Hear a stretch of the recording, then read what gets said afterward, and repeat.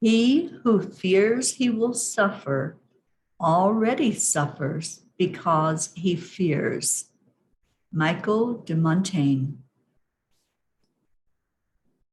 Living your life in fear is such a prison. I existed like that for so much of my life. There were times I would venture out of my comfort zone and allow myself to push the envelope. What I found was that if my body was reacting to a decision in a powerful way, such as a knot in the stomach, dry mouth, racing heartbeat, then I might want to pause for a minute and see if what I am thinking about doing is in alignment with who I am. I have made some decisions in my life that were not for my best and highest good. I allowed fear to keep me in some abusive relationships for years. Looking back at each of those relationships, I can see how I got warning signs, but I was not listening to them. I no longer live in shame and guilt over any of my decisions of the past, but have allowed the experiences to open my eyes to the decision-making process going forward.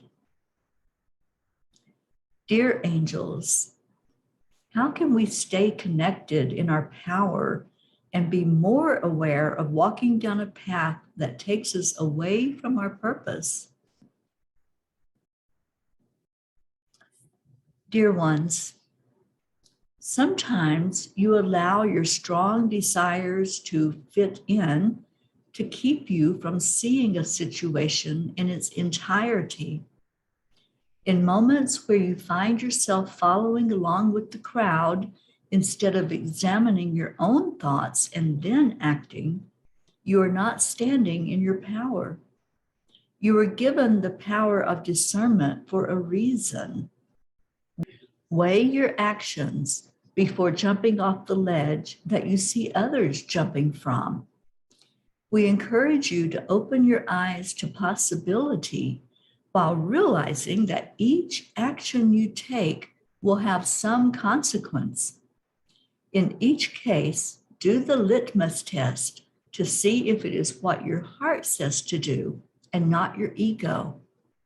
That awareness can only come from going inside and doing a check-in. Ask the question from your heart as to whether this fits in with your purpose, or is it to fit in with a sense of belonging? If you're just allowing yourself to repeatedly follow without doing the check-in, examine how that pattern is working for you. Many times, the fear of being left out overrides your ability to discern if what you are about to do is the best thing for you.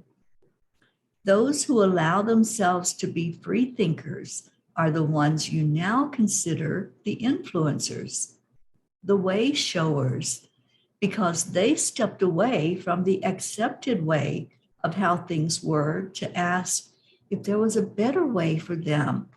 And in doing so, they paved a path for others to follow. Do you think these leaders who stepped out of their comfort zone felt any fear?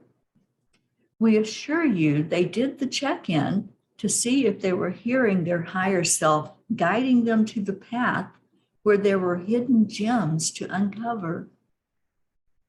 We encourage you, dear ones, to stay in your heart and tune in to what you are being guided to do from there. Your innovative thoughts are needed to bring in more love, peace, and unity into the world. Dear angels, thank you for this clarification and for helping me to see that I always have options other than what may seem obvious. I love you. Namaste, y'all.